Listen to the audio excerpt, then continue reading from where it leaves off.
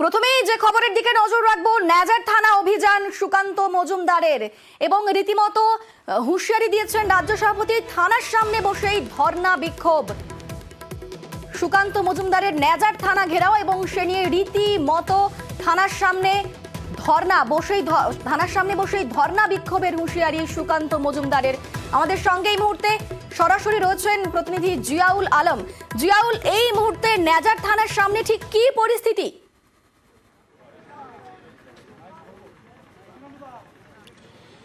দেখো, তোমাকে জানিয়ে রাখবো, আজকের যেহেতু রাজ্য সভাপতি সুকান্ত মজুমদার, বিজেপি রাজ্য সভাপতি সুকান্ত মজুমদার, তিনি একেবারে ন্যাজার থানায় আসছেন। কেন আসছেন?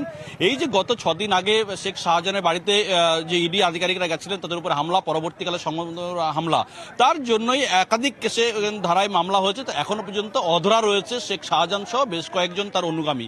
তাহলে কেন তাকে ধরা হচ্ছে না? পুলিশ প্রশাসন কি সম্পূর্ণ ব্যর্থ? এই কারণেই তাদেরকে গ্রেপ্তার করতে হবে। তার জন্যই কিন্তু সুকান্ত মজুমদার সহ এখানকার তৃণমূল কর্মী, বিজেপি কর্মী সমর্থকরা তারা কিন্তু একেবারে ন্যাজার থানা ঘেরাও অভিযান দিয়েছেন। কিন্তু চৈতালে সেখানে কিন্তু বিজেপি কর্মী সমর্থকরা তারা সেখান থেকে মিছিল করে আসছেন এবং প্রায় এই 17 কিলোমিটার রাস্তা পুরোটাই কিন্তু এই মুহূর্তে অবরুদ্ধ বলা যেতে পারে। বিজেপি কর্মী সমর্থকরা রয়েছেন এবং তারপরেই কিন্তু যে ন্যাজার জায়গা, ন্যাজার যে বাস স্ট্যান্ড রয়েছে, ন্যাজার বাজার রয়েছে, সেখান থেকে কিন্তু এই থানা, অর্থাৎ এই থানা দিয়েই কিন্তু এখান থেকে কিন্তু পায়ে, অর্থাৎ এখানেই প্রথমে তাদেরকে এখানে আসবেন, এখান থেকে যাওয়ার চেষ্টা করবেন। কিন্তু তার আগে ন্যাজার থানার বিশাল পুলিশ বাহিনী তুমি দেখতেই পাচ্ছ না, একেবারে কড়া নিরাপত্তা ব্যারিকেড দিয়ে সাজানো রয়েছে। ফলে যদি কোনো রকম ভাবে এখান থেকে সুকান্ত মজুমদার থানার দিকে না যেতে পারে, ফলে তার জন্য কিন্তু এই ব্যারিকেড করা হচ্ছে, এমনটাই কিন্তু খবর।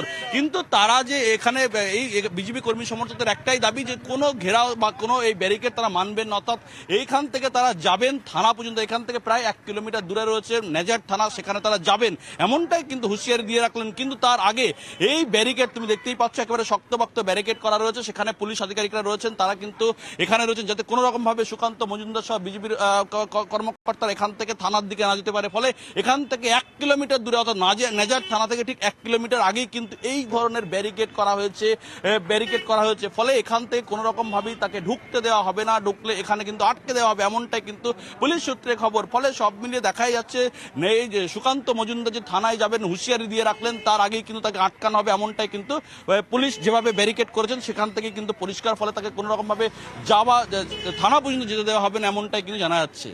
একেবারেই জিয়াউল, অর্থাৎ সেখানে রীতিমতো সতর্ক রয়েছে পুলিশ এবং ইতিমধ্যেই ব্যারিকেড দেওয়া রয়েছে যাতে কোনোভাবেই সেখানে বিশৃঙ্খলা সৃষ্টি না হয় এবং যেন সুকান্ত মজুমদার সেখানে পৌঁছতে না পারে, সেখানে একেবারেই সতর্ক রয়েছে প্রশাসন। কিন্তু হুঁশিয়ারি দিয়েছেন সুকান্ত মজুমদার, বিজেপিকে আটকালে ধর্ণা বিক্ষোভ এবং থানার সামনে বসেই ধর্ণা বিক্ষোভের হুঁশিয়ারি।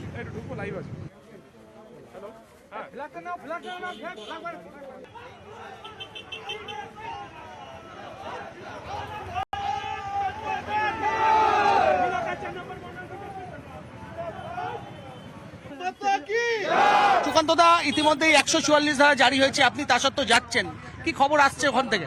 না, 144 ধারা তো জারি হয়নি, আমি যাচ্ছি বলে 144 ধারা জারি হয়েছে। যখন শেখ শাহজাহানকে ধরার ছিল তখন 144 ধারা জারি করার চেষ্টা করা হয়নি। কিন্তু 5 তারিখে আক্রমণ হয়েছে, 6 দিন হতে চললো।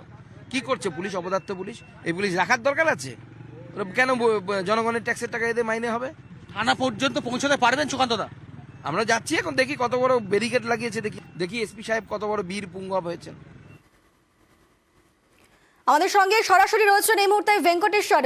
সুকান্ত মজুমদার বলছেন যে আমি যাচ্ছি বলে 144 ধারা, তিনি ঠিক কি হুঁশিয়ারি দিচ্ছেন, কি করবেন তিনি?